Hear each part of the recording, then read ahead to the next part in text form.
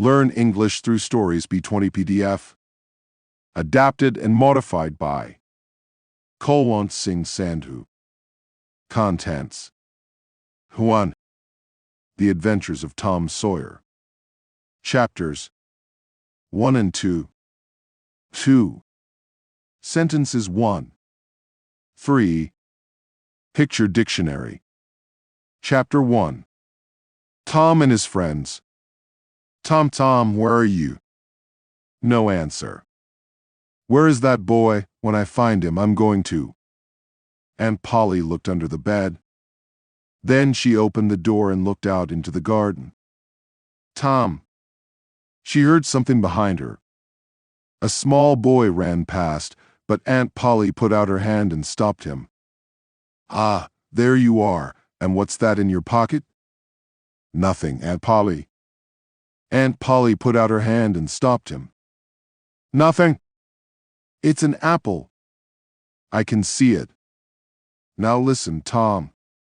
Those apples are not for you, and I. Oh, Aunt Polly. Quick. Look behind you. So Aunt Polly looked, and Tom was out of the house in a second. She laughed quietly. I never learn. I love that Tom, my dead sister's child, but he isn't an easy boy for an old lady. Well, it's Saturday tomorrow, and there's no school. But it isn't going to be a holiday for Tom. Oh no, he's going to work tomorrow. Saturday was a beautiful day. It was summer and the sun was hot, and there were flowers in all the gardens. It was a day for everybody to be happy. Tom was the unhappiest boy in the village. Tom came out of his house with a brush and a big pot of white paint in his hand. He looked at the fence. It was 3 meters high and 30 meters long. He put his brush in the paint and painted some of the fence. He did it again. Then he stopped and looked at the fence, put down his brush and sat down. There were hours of work in front of him, and he was the unhappiest boy in the village. After 10 minutes, Tom had an idea, a wonderful idea. He took up the brush again and began work. He saw his friend Joe Harper in the street, but he didn't look at him. Joe had an apple in his hand. He came up to Tom and looked at the fence. I am sorry, Tom. Tom said nothing. The paintbrush moved up and down. Working for your aunt, said Joe. I'm going down to the river. I'm sorry you can't come with me. Tom put down his brush. You call this work? He said. Painting a fence? Said Joe. Of course it's work. Perhaps it is, and perhaps it isn't, but I like it, said Tom. I can go to the river any day. I can't paint a fence very often. Joe watched Tom for about 5 minutes. Tom painted very slowly and carefully. He often stopped, moved back from the fence, and looked at his work with a smile. Joe began to get very interested and said, Tom, can I paint a little? Tom thought for a second. I'm sorry, Joe. You see, my aunt wants me to do it because I'm good at painting. My brother Sid wanted to paint too, but she said no. Oh, please, Tom, just a little. I'm good at painting too, eh? Do you want some of my apple? No, Joe, I can't. Okay, you can have all my apple. Tom gave Joe the brush. He did not smile, but for the first time that day, he was a very happy boy. He sat down and ate Joe's apple. Tom was the richest boy in St. Petersburg. More friends came to laugh at Tom, but soon they all wanted to paint too. By the afternoon, Tom had 3 balls, an old knife and a cat with one eye, an old blue bottle, and a lot of other exciting things. He was the richest boy in St. Petersburg, and the fence, all 30 meters of it, was a beautiful white. He went back to the house. Aunt Polly, can I go and play now? Aunt Polly came out of the house to look. When she saw the beautiful white fence, she was very pleased. She took Tom into the house and gave him an apple. Well, you can go and play, but don't come home late. Tom quickly took a second apple and ran off. On Monday morning, Tom didn't want to go to school, but Aunt Polly got him out of bed and then out of the house. In the street near the school, he met his friend Huckleberry Finn. Huck had no mother, and his father drank whiskey all the time, so Huck lived in the streets. He didn't go to school, he was always dirty, and he never had a new shirt.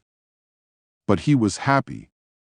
The mothers of St. Petersburg didn't like Huck, but Tom and his friends did. "Hello, Huck," said Tom. "What have you got there?" "A dead cat."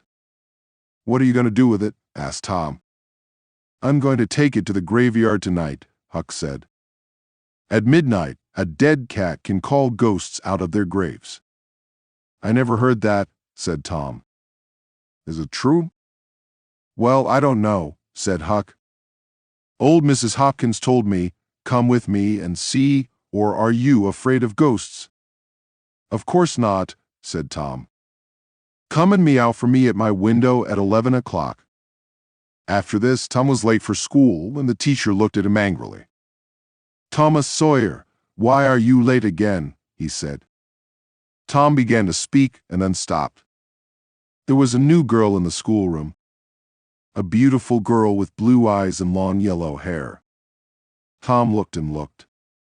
Oh, how beautiful she was. And in 2 seconds Tom was in love. He must sit next to her. But how? In the girls' half of the room there was only one empty chair, and it was next to the new girl. Tom thought quickly, and then looked at the teacher. "I stopped to talk with Huckleberry 10, he said. The teacher was very, very angry.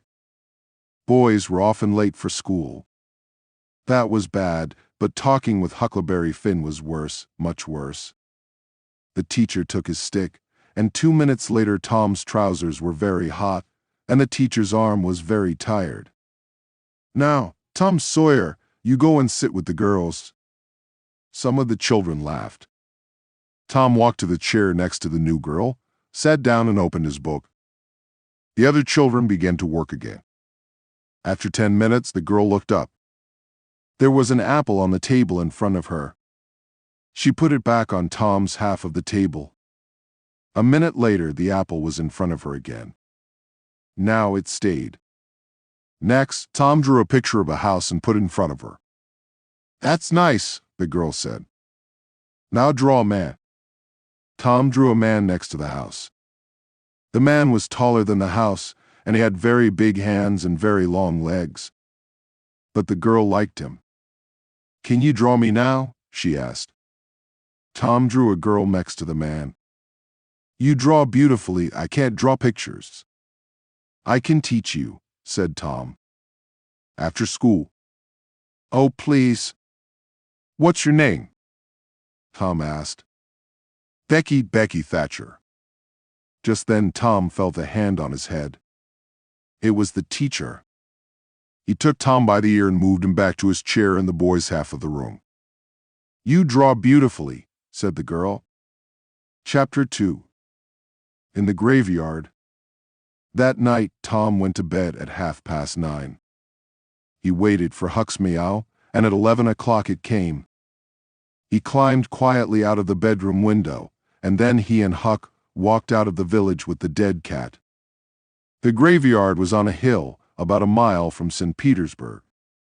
When the boys got there, they put the dead cat on a grave and sat down behind some trees. They watched and waited. It was very dark and very quiet. "Do you see that new grave there?" whispered Huck. "That's Hoss Williams' grave. He died last week." "Perhaps he can hear us," Tom whispered back. "Do you think he can, huh?" "I don't know, but H. "Oh, Tom, what is it?" H, whispered Tom. "I can see something. Look." Huck moved nearer to Tom. "Ghosts," he said. "3 of them, they're coming here, Tom. Oh, let's go home." "They can't see us," Tom whispered. "Not here." "Ghosts can see through trees," said Huck unhappily. "They can see through everything." "They're not ghosts." The ghosts moved quietly through the graveyard, and came nearer to the trees. Huck and Tom watched, very afraid.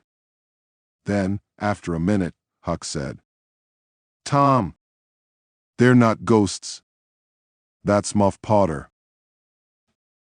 "So it is, and that's Injun Joe, and the other man is Dr. Robinson. What are they doing here?" "They're grave robbers, Tom. They're going to rob a grave. My father told me about it. The doctor wants a dead body, you see. He cuts it up because he wants to learn about." "H," said Tom. "They're getting near." The three men stopped at Hoss Williams' grave, and Injun Joe and Muff Potter began to dig. 10 minutes later, the grave was open. "Now, doctor," said Muff Potter, "you want us to take the body to your house? That's $5 more." "No," said the doctor. "I gave you the money this morning. I'm not giving you any more." "Now you listen to me, doctor," said Injun Joe. "I want that money. Do you remember a day 5 years ago? I came to your house and asked for something to eat. And you gave me nothing." "Nothing? So give me that money." He took the doctor's arm, but suddenly the doctor hit him, and Injun Joe fell to the ground. "Don't hit my friend," cried Muff Potter. He jumped on the doctor, and the two men began to fight. It all happened very quickly, and the two boys watched with open mouths. Injun Joe got up. He had Muff Potter's knife in his hand now, and he moved behind the doctor. Then the doctor hit Muff Potter on the head. Muff fell to the ground, and at the same moment the knife in Injun Joe's hand went into the doctor's back. The doctor fell to the ground on top of Muff Potter, and he did not move again. Injun Joe moved behind the doctor. The two boys could watch no more. Very quietly, they moved away from the trees, and then ran out of the graveyard and back to the village. Injun Joe stood by Hoss Williams' grave and looked down at the two men. Then he put the knife into Muff Potter's hand and sat down. 3, 4, 5 minutes went by. Potter moved a little and opened his eyes. What happened, Joe?" he asked. "This is bad, Muff," said Joe. "Why did you kill him?" Muff looked at the doctor's dead body, then at the knife in his hand. "Me, did I kill him?" His face went white, and the knife fell from his hand. "It's the whiskey, Joe. I never fight with knives usually. Oh, why did I drink all that whiskey tonight? I don't remember anything." "It's okay, Muff," said Joe. "I'm not going to tell anyone. You get away quickly. Go on." "Go now!" Muff Potter got up and ran away. Joe watched him for a minute. Then he carefully put the knife next to the doctor's body. Then he too left the graveyard. The next day, the sheriff's men found the doctor's body in the graveyard and Muff Potter's knife. That night, Muff came to the graveyard to get his knife. But the sheriff's men were there, and they took Muff to St. Petersburg's little jail. And there Muff sat for 4 weeks and waited for his trial. And there Muff waited for his trial. Tom and Huck could not forget that night in the graveyard. They were very unhappy and very afraid. "What are we going to do?" said Tom. "Muff Potter didn't kill the doctor. Injun Joe did. We saw him." "I know," Huck said. "But what can we do? We can't tell anyone. I'm afraid of Injun Joe. He's dangerous, and he's a killer. Do you want a knife in your back?" "Yes, I'm afraid of him too," Tom said. He thought for a minute. "I'm sorry for Muff Potter, but you're right, Huck. We can't tell anyone." 2. Sentences 1. What is a sentence? A sentence is a group of words that expresses a complete thought. A sentence must have a subject and a verb, but it may or may not have an object. A simple sentence, a statement, begins with capital letter and ends with a full stop. Subject plus verb plus object. 1. Bant and Santa are fighting. 2. The hedgehog curled up. 3. Gulabo is reading a book. 4. It is raining. 5. Dad cooked dinner. 6. I am flying a kite. 7. We are eating our breakfast. 8. They are washing the dishes. 9. The dentist is examining Susan's teeth. 10. The old couple have no children. 11. Jeet screamed. 12. Simpy is making a doll. 8. Picture dictionary page.